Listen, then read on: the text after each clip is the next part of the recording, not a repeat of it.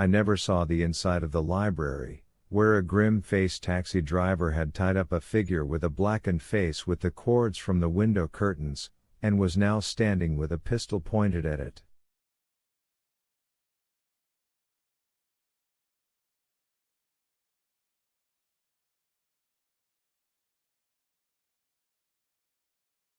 But the arrival of a police car finally roused me, and I was sitting dazedly in the hall when a few minutes later they carried down Herbert Dean, with a leg broken by a bullet and evidently in pain, but with a faint smile for me on a practically bloodless face.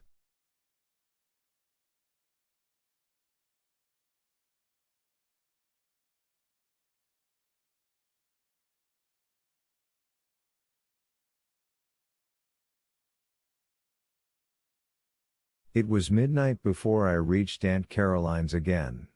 I had been left to recover in the hands of a strange policeman, who seemed to know as little of what had happened as I did.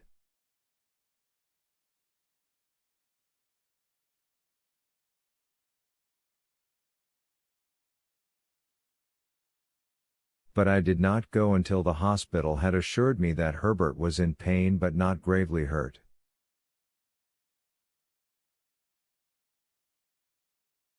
I must have presented a queer sight to Aunt Caroline's butler when at last, delivered like a warrant by the officer, he admitted me to the house and showed me up to my usual room.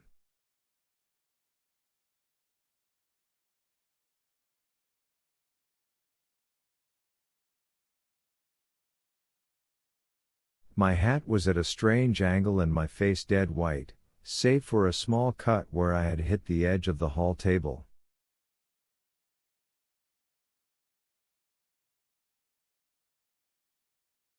I felt that I would never sleep again, but I fell into what was almost a stupor the moment I got into bed, and it was bright daylight on Wednesday morning before I wakened again.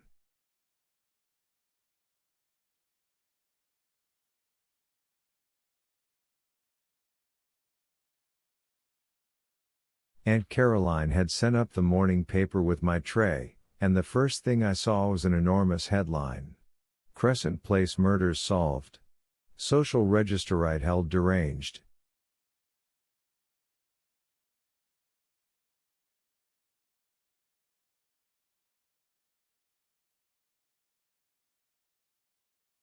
Chapter 47. All of that was on Wednesday, August the 31st. Our murders were solved, and a grateful public having read the morning papers began once more to go about its business.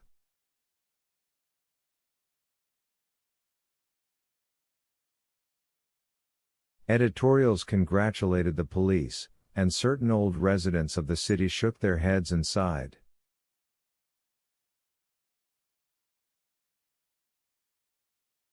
But the police were not entirely happy.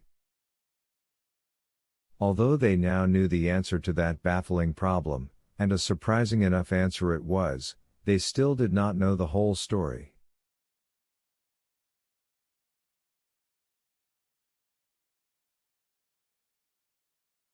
There was, as Herbert says, still the question of John Talbot.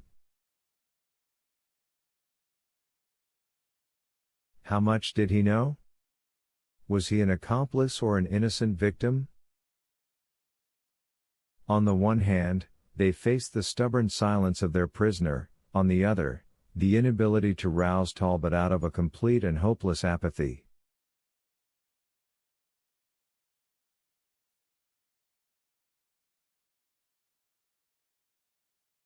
Herbert believed that Talbot was entirely innocent. He had formed a sort of attachment for this elderly man who for months as Daniels the street cleaner had pursued his quiet vocation among us, mildly interested but largely detached from that long-lost life of his, and returning at night to his tidy room and his books.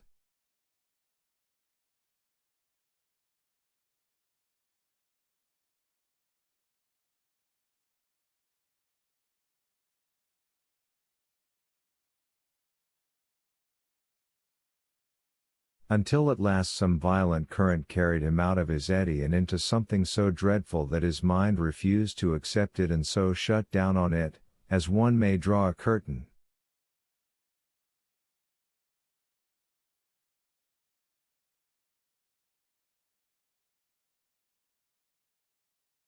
The arrest had been made on Tuesday night, but the problem of John Talbot still faced the police on Wednesday.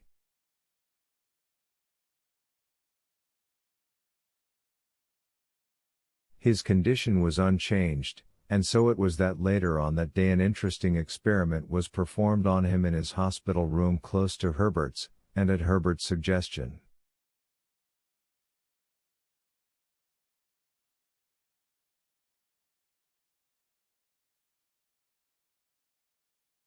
The results more than justified it, and very possibly have added a new arm to crime detection, but it was not done without protest.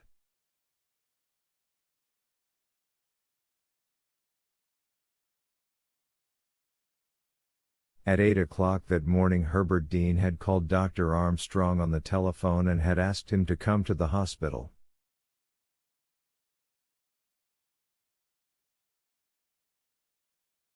There they had a long talk, Herbert pale but insistent, the doctor objecting.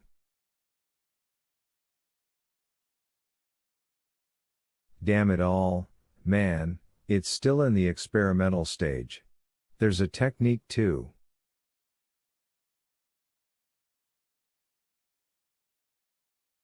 I don't know it. If this is an actual catatonic stupor, but it may be hysteria.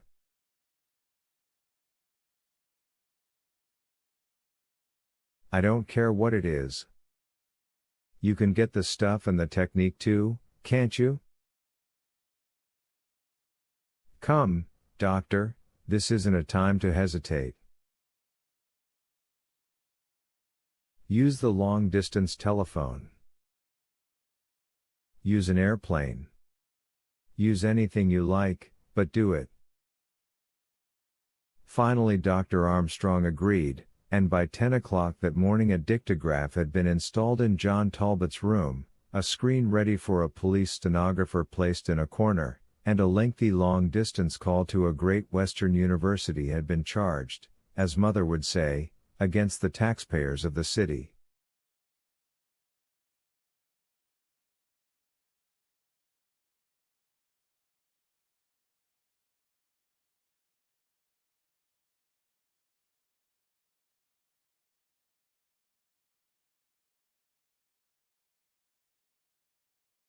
Shortly after that Dr. Armstrong came back, bringing with him a professor of neuropsychiatry from the local medical college and a package of a certain drug, and asking for a basin of ice, some towels, and a syringe for making intravenous injection.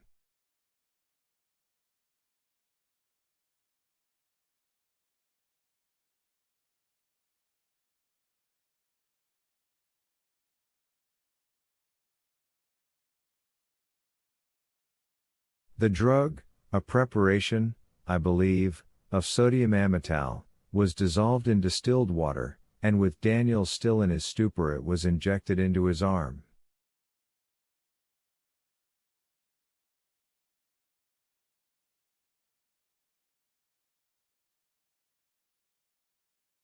I have largely Dr. Armstrong's description of what followed. The man on the bed relaxed almost at once, according to him. All rigidity disappeared, his breathing increased but was somewhat more shallow, his pupils on examination showed some dilation, and he himself was sunk in a deep sleep.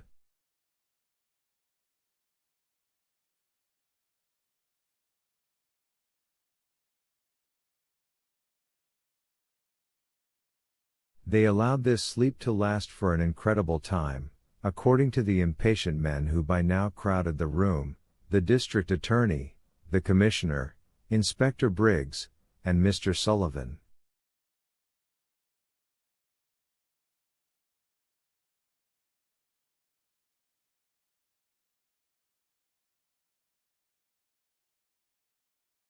Herbert, having fought to the last ditch for a wheelchair and having been refused, at last bribed an orderly and got one, appearing in the doorway just as, the inspector having pinched his lip into a permanent point and the commissioner having called it a lot of tamarot and threatened to leave, one of the two medical men took a cold towel from a basin beside him and placed it on the patient's face.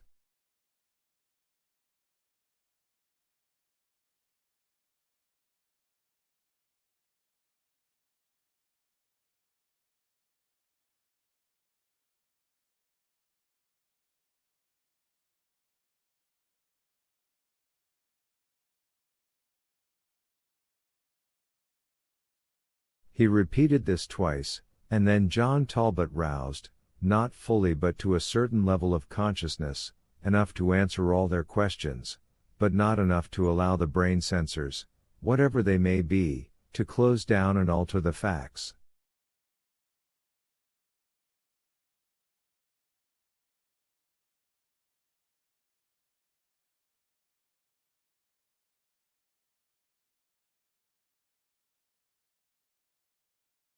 For 3 hours he talked, that long lean figure on the bed which bore so little resemblance to that crayon enlargement I had seen long ago in the stable loft.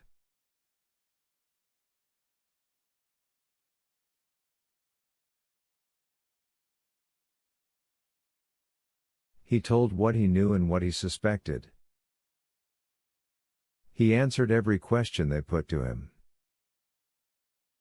He told them things they had never dreamed of, and without any emotion, so far as they could see, he recited the tale of that Saturday night and early Sunday morning, when he had had to cut the head off a human body, and had been actively sick in the middle of it.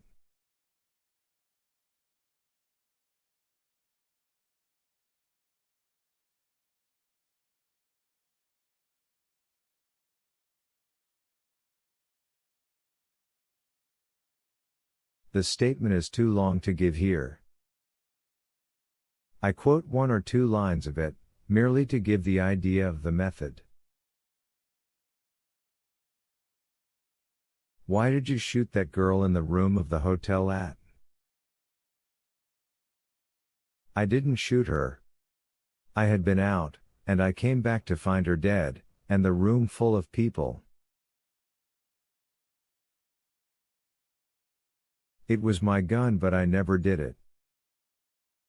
Then followed a long statement of his love for this woman, his unhappiness at home, the long struggle before he decided to go away with her.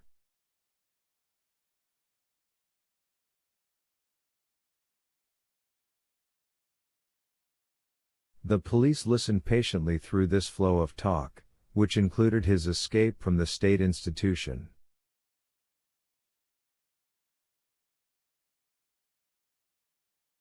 I was lucky to save my neck, at that. None of my relatives would put up any money, and my wife hated me. I don't know that I blame her. Later on they asked him why he had come back to the city, and particularly to the Crescent. I came back to see my son, he told them.